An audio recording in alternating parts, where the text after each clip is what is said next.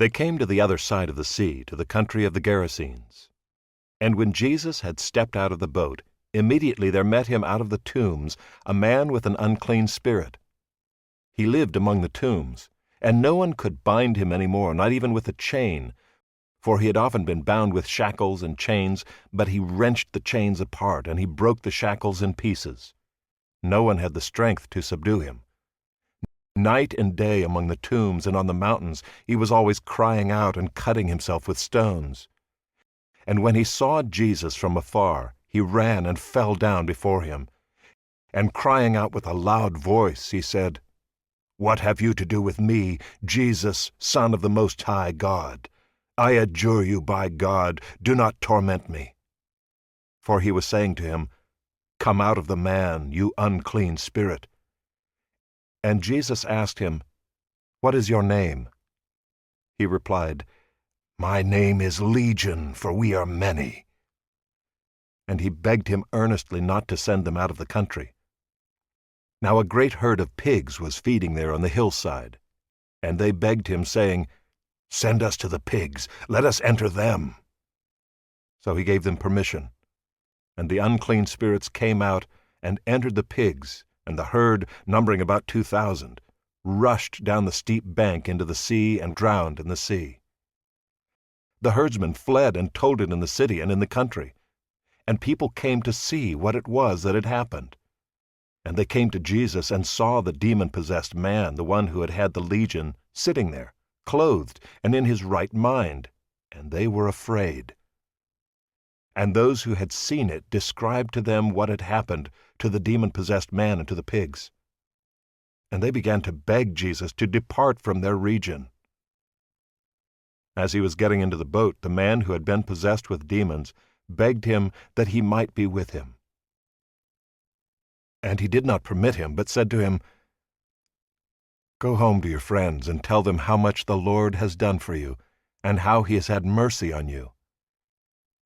And he went away and began to proclaim in the Decapolis how much Jesus had done for him, and everyone marveled. And when Jesus had crossed again in the boat to the other side, a great crowd gathered about him, and he was beside the sea. Then came one of the rulers of the synagogue, Jairus by name, and seeing him, he fell at his feet and implored him earnestly, saying, "My little daughter is at the point of death. Come and lay your hands on her, so that she may be made well and live." And he went with him. And a great crowd followed him and thronged about him. And there was a woman who had had a discharge of blood for 12 years, and who had suffered much under many physicians, and had spent all that she had, and was no better, but rather grew worse. She had heard the reports about Jesus, and came up behind him in the crowd, and touched his garment. For she said, "If I touch even his garments, I will be made well." And immediately the flow of blood dried up, and she felt in her body that she was healed of her disease.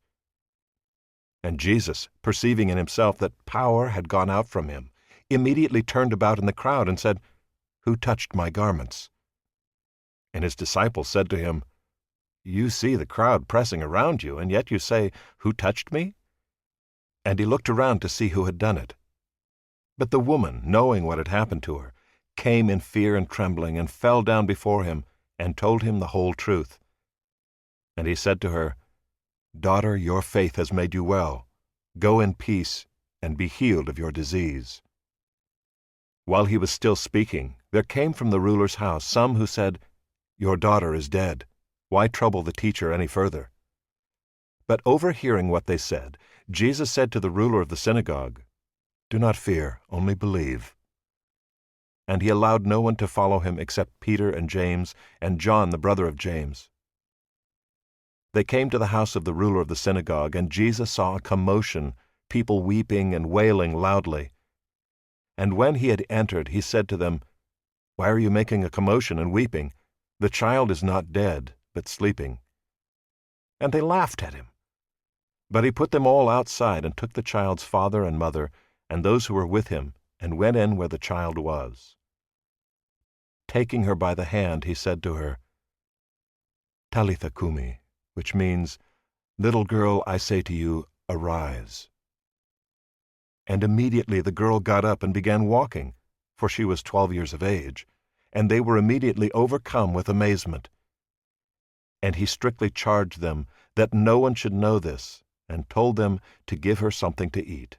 He went away from there and came to his hometown, and his disciples followed him. And on the Sabbath he began to teach in the synagogue, and many who heard him were astonished, saying, "Where did this man get these things? What is the wisdom given to him? How are such mighty works done by his hands?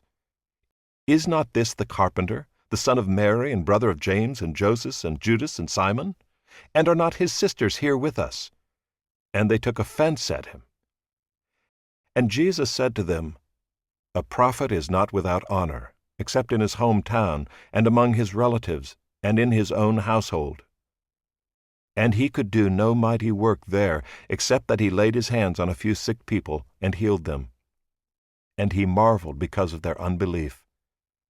And he went about among the villages teaching.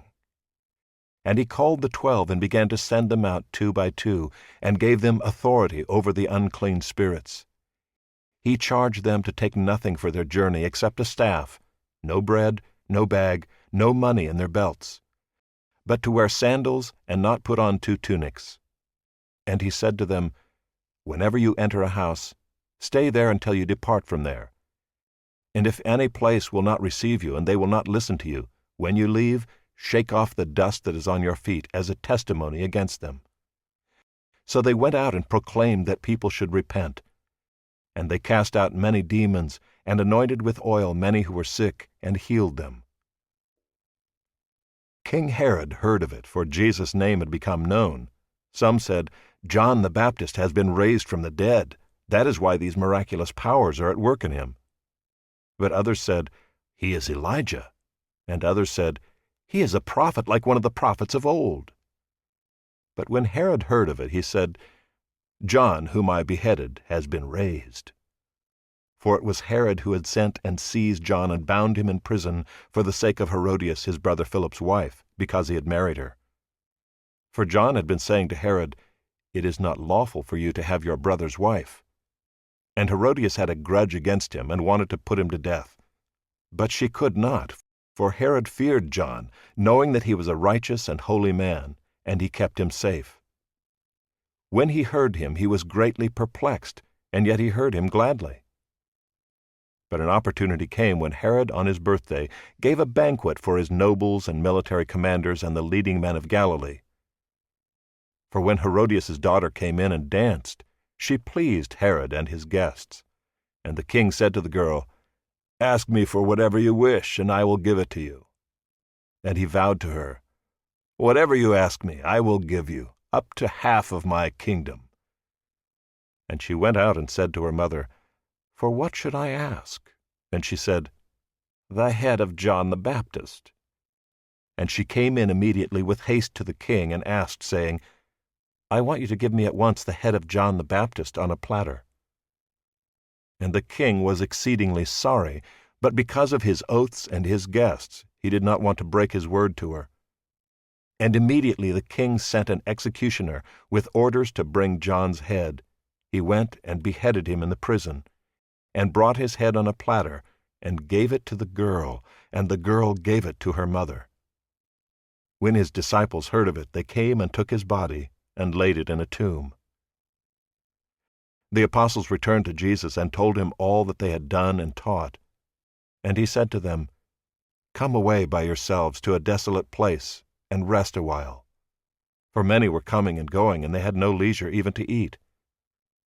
And they went away in the boat to a desolate place by themselves. Now many saw them going and recognized them, and they ran there on foot from all the towns and got there ahead of them. When he went ashore, he saw a great crowd, and he had compassion on them, because they were like sheep without a shepherd. And he began to teach them many things. And when it grew late, his disciples came to him and said, "This is a desolate place, and the hour is now late. Send them away to go into the surrounding countryside and villages and buy themselves something to eat." But he answered them, "You give them something to eat." And they said to him, "Shall we go and buy 200 denarii worth of bread, and give it to them to eat?" And he said to them, "How many loaves do you have? Go and see." And when they had found out, they said, "5, and 2 fish." Then he commanded them all to sit down in groups on the green grass. So they sat down in groups, by hundreds and by 50s. And taking the 5 loaves and the 2 fish, he looked up to heaven and said a blessing, and broke the loaves and gave them to the disciples to set before the people. And he divided the 2 fish among them all. And they all ate and were satisfied.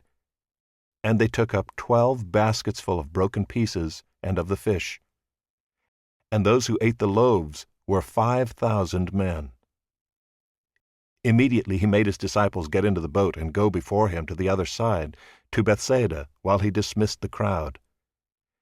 And after he had taken leave of them, he went up on the mountain to pray.